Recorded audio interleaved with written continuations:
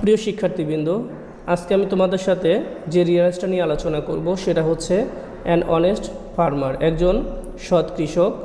There lived a farmer in a village. কোনো একটা সময় একটি গ্রামে একজন কৃষক ছিল।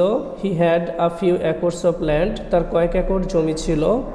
The lands yielded him some crops. এই জমি তাকে কিছু ফসল দিত।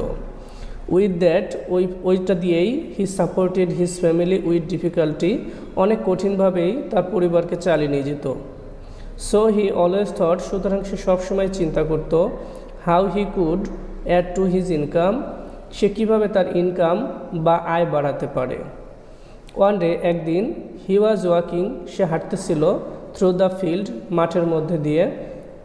হোয়াইল ওয়াকিং, হাঁটার সময়ে, he came across a purse of gold, সে একটি স্বর্ণের থলি খুঁজে পেল।